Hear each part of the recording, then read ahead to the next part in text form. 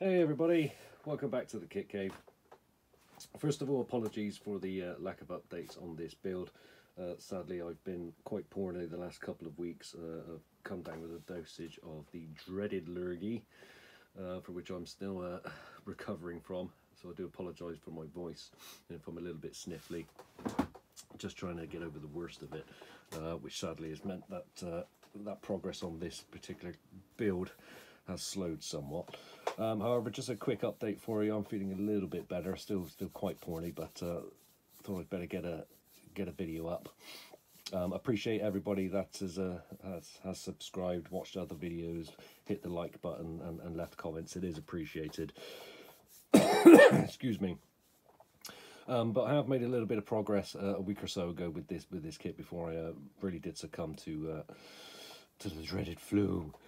Of course, it is winter. Everybody's getting it these days. And interestingly enough, my wife just went out to get me some medicine, and the particular brand that she went to every shop and supermarket is sold out. So there's a lot of people coming down with it. Anyway, progress-wise, last time I was at the stage of putting in lighting and working on the main body of the Enterprise C here. And as you can see, this is kind of the stage where I'm at. What I've been able to do is I've laid in a couple of strips, if I can get that on camera, a couple of strips of LEDs, LED tape into the top there to light up the body lighting here. In the top of the neck, I just placed in 2 SMDs wired up just there, and that throws out quite a good chunk of light to light up this neck area. Down here as well, because space is getting a little bit tight inside this main body part. 2 strips on the top, and again it throws out just about enough light to light all this up. I didn't want it too bright, but it does the job. Also, I don't know if you can make it out, it is a bit poor light. Right at the back there you can see the red, a couple of SMDs down which were coloured red for the impulse engine at the back, and some fibre optic here connected to a red LED for the which are situated through the front neck piece here for the photon torpedo launchers. This piece is pretty much ready to go. It's all sealed up. Also, I managed to get some putty work done on the seams, get those tidied up on the top, and you can see here on the bottom, a little bit of tape here. Just holding out. Just had to do a little bit of re-gluing this morning on this piece, so just a bit of tidying up. But it's all been sanded back, all ready to go. So it just needs to be hit with a bit of primer, and then I'm ready for painting this piece. One bit that did stall the progress on this kit was the front, the deflector dish here. I'll just move this back into camera, apologies. And it's purely because I'm a person who likes to make hard work for himself. I don't know why I do it, but I do. It's just me.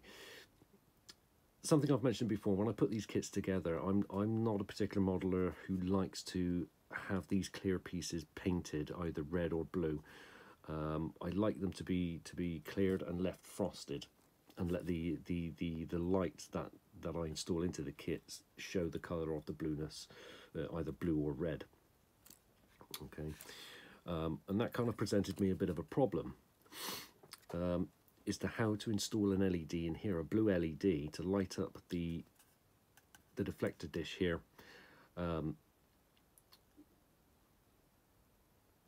without affecting too much of the kit here and taking up too much of the space. So I was kind of racking my head for a few days to think, how am I going to do this? You know, am I going to have to build a bracket in here and mount an LED inside to then reflect? But then if I do that, I've got the problem of light bleed of the blue light coming through the side windows here. So it was a bit of head scratching, and then I kind of hit on an idea that I suddenly come up with, a bit of a light bulb moment. And basically I had to create a bit like a socket, if you like, a socket to mount the clear plastic piece of the deflector dish into. And basically I've come up with this. So here's the deflector dish. As you can see here, it's got a bit of a dome on the back of it with a blue LED mounted into it. Now, how I created this dome, if I can get that into camera shot for you can see, it is wrapped up with a bit of tape here, a bit of reflective tape. How I did this, I went to my box of bits and pieces, and I pulled out a silicone, around half-dome silicone mould like this. Quite by chance, this plastic piece actually sat within this rim right here absolutely perfectly. It was the exact right diameter. Fantastic. So what I did then was dug out my packet of clear crystal resin. This is the Geed stuff. I don't know how you pronounce it, Geed. That's how I pronounce it anyway. So I mixed up the crystal resin, clear crystal resin, poured it in just enough so that I could sink this in and have it connected, and then left it to cure, and it created a nice little dome on the top. On the top of that dome there was enough space at the top for a little small 5mm blue LED. So I drilled in the top, mounted the LED, which is now all wired up. I'll get this connected to power to show you what this looks like. Of course, the reflective tape I then put onto this to stop the light bleed of the blue coming back through when it's installed into this part of the kit here. And I've already tested it out in the kit, but pulled it out for the purposes of this video. And it sits in there quite well, and being reflective as well, it's not blocking out any of the light coming from the LEDs in here. And any light that is coming from here is going to hit this reflective aluminium tape and is bouncing off to light up the windows pretty well. So let me get this connected up to power just to show you what it looks like. I've got some crocodile clips here and they're a little bit fiddly. I'll get that one on.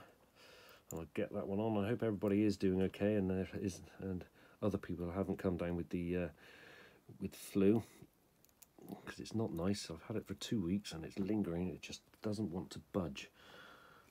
There we go. Okay, there we go. And there it is. So again, it's always kind of washed out on camera. You kind of get the idea there. So that's lighting up nice and bright in there. There's a little bit of bleed on the back there, so I'm probably going to hit that with a bit of black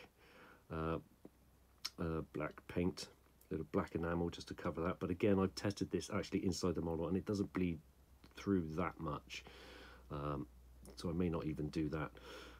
But that's that piece ready to go. Now, of course, this will be the last bit that gets installed into the entire kit, as I need the kit to be open once I connect all the main pieces together to feed all the wiring through. But there we go. It turned out really well.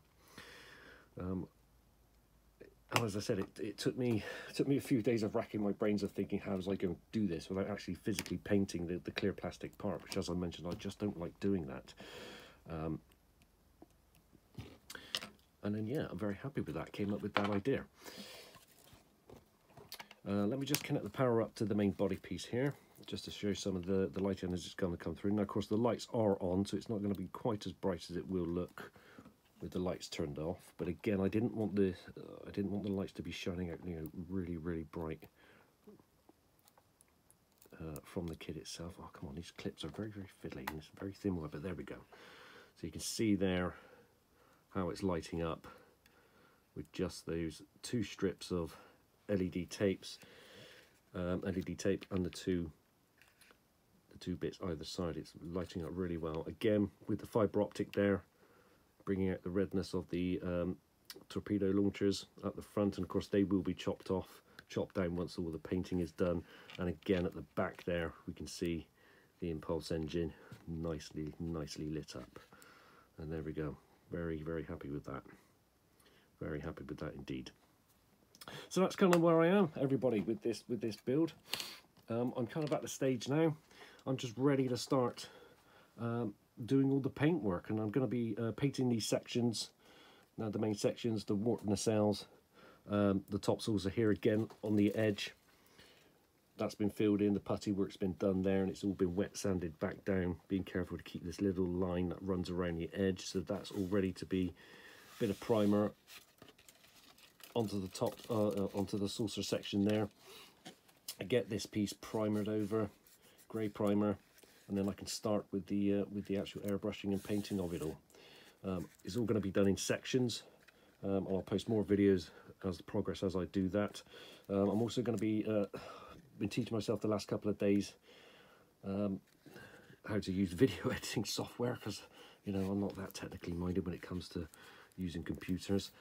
So hopefully I can make these videos a little bit better quality wise. They are very raw. I just tend to film and just bang it straight up onto YouTube. But I'll do some more filming as I do the paint jobs. I'll show the techniques and the tricks that I use to do it. I'm not going to be using Tamiya brand paint. But yeah, once I get all these sections all painted up, it's then a case of final assembly for these bits, get it all in, get it all wired, connected up, and then it's onto the base and the mounting and putting together the circuit board, which I've been promising I will do a tutorial video on the circuit board, just to show people how easily and cheaply it is to put a board together just for your basic navigation, strobe, flashing effect lighting. I will do that for you all, and I'll hopefully be feeling a lot better by then. And then that'll be it. It'll be ready to be installed into the base and hooked up. So I'm hoping to start cracking on with this. I'm probably not going to do much more work to this today. I'm going to do the primering, get that done, leave that overnight. As I said, I'm feeling still quite poorly. If I'm feeling better tomorrow, I probably will then start laying down the base colour, the base grey coat on this, and start doing the masking. I will film that as I go and get that posted up as updates for you. Ready to then start doing all the nice blue colouring fashions and all the bits and pieces to get all the paintwork laid down. But there we go. It's coming together. A little bit of a delay due to weather and illness and time of year, but we're back to motoring on. I will be doing another video, of course, also with the 1/6 scale Gates McFadden Beverley crusher figure that I've been working on, just to show progress update with that. Again, sadly, because my almost that one progress on that has slowed a little bit, but I am still working on it as much as I can, what with working full-time as well. And I'll be back soon with more updates on both these builds for you. So a little quick one for everybody, just to show you where we are. And yeah, you all take care. Thanks for watching. Apologies for the poorness of the video. I'll try to do better once I feel a little bit better later on. Hopefully everybody will take care. Be safe. Thanks for watching all. See you again very, very soon.